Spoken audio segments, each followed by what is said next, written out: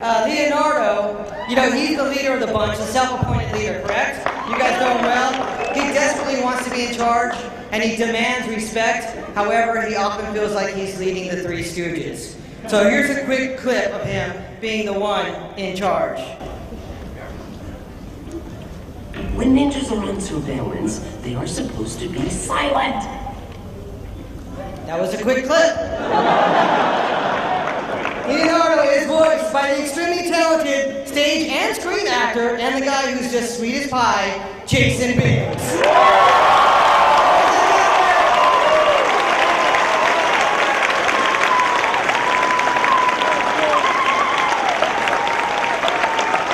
Next up we have Donatello. The guy in the purple bandana. Donatello, he's our brainiac, he's our inventor. He's the science guy. It's very much like Ninja to sort of use your surroundings, scrap together everything you got, and sort of adapt to your environment. And that's exactly what this guy does. He makes all of our weapons, he makes all of our vehicles. So let's take a look at this brainiac in action. Look at all the computers. Is that the next generation cadmium processor with quantum encryption? Again, a quick clip. So Donatello, this guy is so talented that he actually played the original Raphael in the TV series, and now he's playing Donatello for us. Ladies and gentlemen, Mr. Rowe.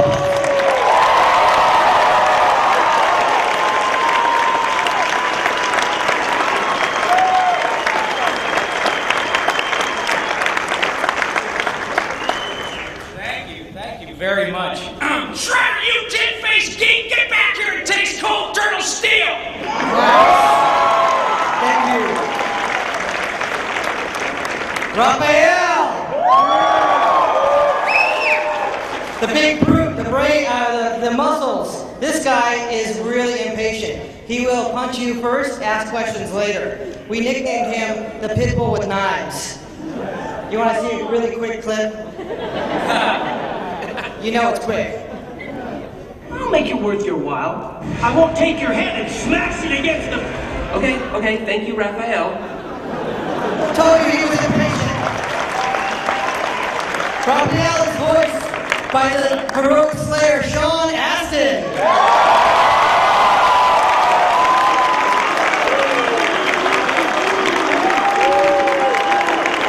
So, and last but not least, rounding out the brothers, the Turtle Brothers that is Michelangelo. Do I have any Mikey fans out there?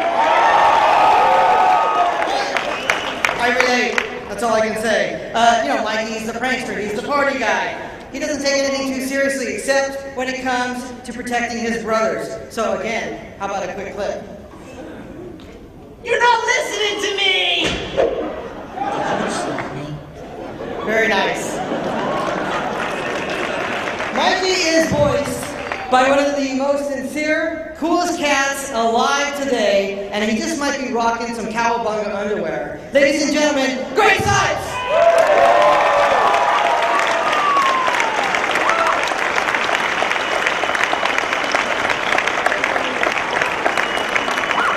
Blessings, y'all. Where's the undies? No undies today? No undies today? Yeah. Where's the cowabunga? You got your Oh man, I forgot them. I usually wear Teenage Mutant Ninja Turtles underwear, but today... Are you wearing it? Today's not Okay, wearing never it. mind. No. It's really kind of cute. We actually swap. Okay, and the panel goes downhill from here. Listen, this cast doesn't end here. We have a whole extension that goes on from here, and up next is April O'Neil. Our April is 16 years old. She's a rebellious teenager who's not afraid to mix it up a little bit. Yeah, we aged her down because we wanted her to get in the mix with the turtles. She literally is the eyes and the ears for the turtles on the top side, which can get her in some pretty sticky situations. So let's take a quick look at April. But I'll be a lot better when I track down the creeps that took my dad.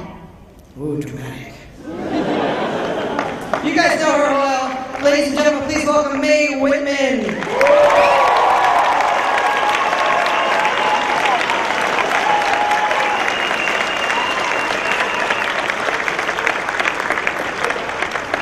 Hey, suckers. This is amazing. Welcome.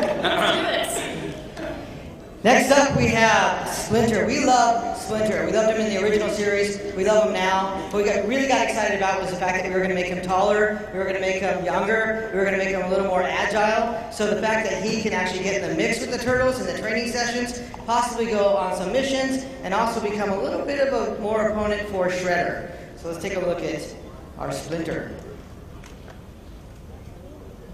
Shredder knows I'm alive. And worse, he knows about all of you. It's my worst nightmare come true. Ooh. I'm telling you, this guy is pretty bad. Splinter is voiced by the stoic and spiritual Hoon Lee. Woo!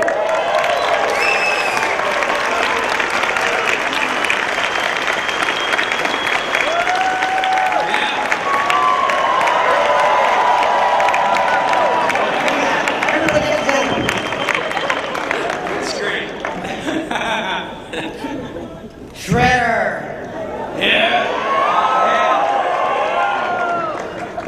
We can wait, Sean. So, you know it's Friday the 13th, and this guy is probably loving the fact that we are giving his introduction on this evil day. This guy is the baddest of the baddies. He is sharp, he's pointy, he's literally a walking cheese grater. This is Shredder. Let's take a look at this guy. Finally, I will finish what I started all those years ago. I want them all wiped out. Did you hear that voice? That is done by the ominous and yet gentle to the touch, Kevin Michael Richardson.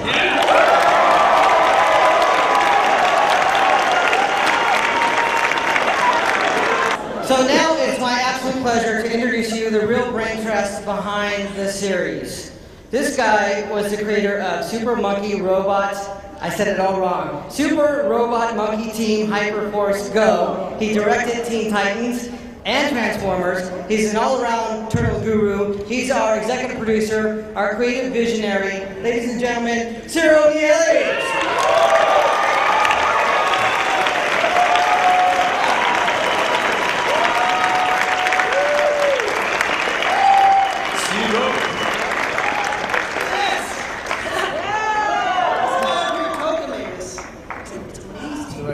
He also made this.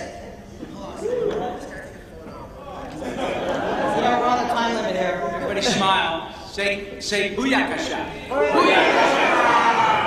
Say, total turtle takeover. Total turtle takeover. Say it 5 times really fast. Okay, why don't you get down here and say your stuff?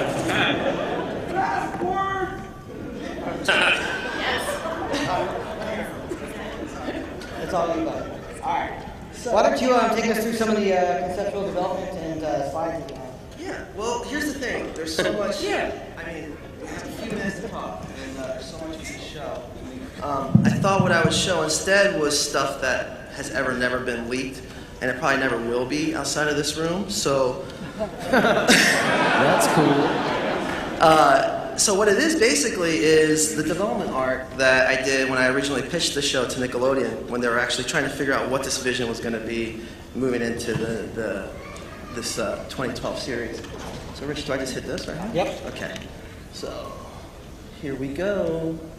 So I came in, apparently they had a lot of interviews with a lot of people and a lot of pitches, and what I wanted to do was, I kind of looked at everything that was out there, and everything's trying to be so different. All these reboots are always so different, and I was like, well, why don't we just kind of get to the heart of what this show really is? So start from an action component, you know, right away, you know, Turtles owns monsters, and they own mutations. Like no one, I mean, anyone can have mutants and stuff in their show, but no one can have it like Turtles. So part of the pitch was just all about what does mutagen do? What are the dynamics of who they fight? Just in this absurd place. So like this image, which was really early, was like, hey look, anything can mutate.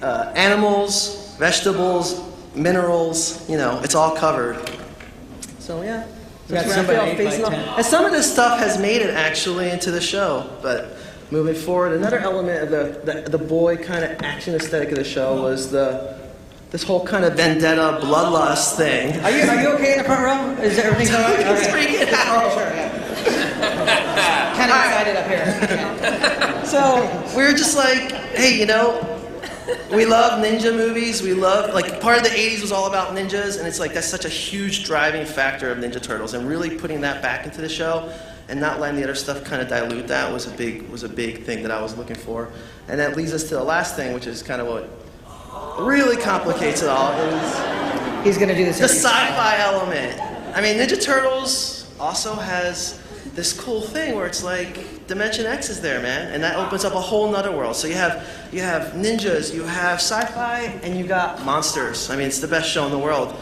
What it was missing, and what I think some shows tried to do and other incarnations didn't, was this kind of the heart factor that Turtles had. And what I really was looking for was kind of the camaraderie of these guys, the brotherhood of these guys. And strange enough, we got Sean on the team because like one of the big reference points early on was actually Goonies.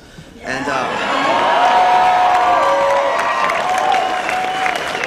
yeah, we love Goonies. We talked about Stand By Me. We talked about just this idea of like four guys, almost like this brotherhood, and how they just kind of, they beat on each other, but they also love on each other super hard. And it's like, because it's like that's how they roll. I mean, it's Turtles. You know, they live underground. Three Stooges. There was a little bit of everything in there. But then the last thing that was missing was, you know, what was their conduit to the real world? If they had Shredder underground and that was kind of their liaison and that was what raised them and that's how they got their ninja skills, what did they have above ground? And we came, you know, April was a huge part of the show early on. We talked a lot about what April meant to the guys and what all of them would have, like, in terms of a relationship with her and what would be unique about that. So, just a lot of little April images. She's hot. Totally hot. Yeah. So this was really, really early on. I mean, this was like October 2009. We've been doing this for a long time, like almost 3 years. So long and so fast. I know. And then, so where this all ended up going, and I love Japanese 70s Sentai shows, so that's what this is about.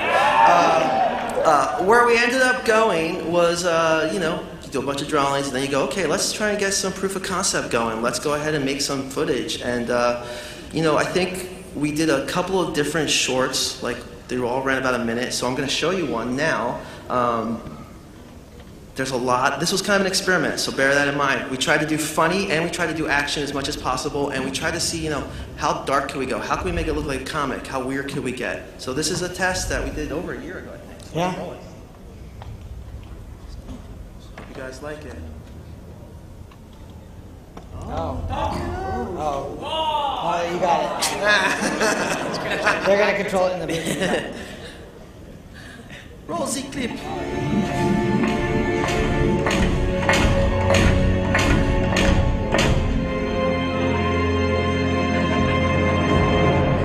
Telling you, he looked human, but he was really a robot. And he had a freaky, weird alien brain thing in his chest. Why does anyone listen to me?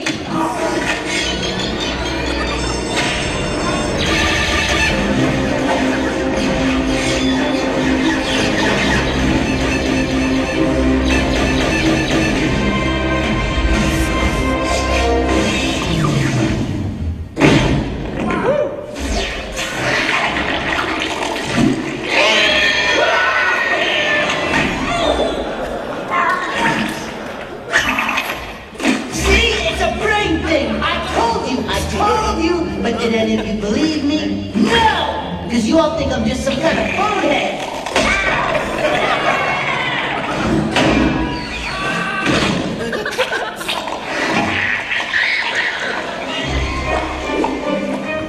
How does he manage to be right and still look stupid? It's a gift.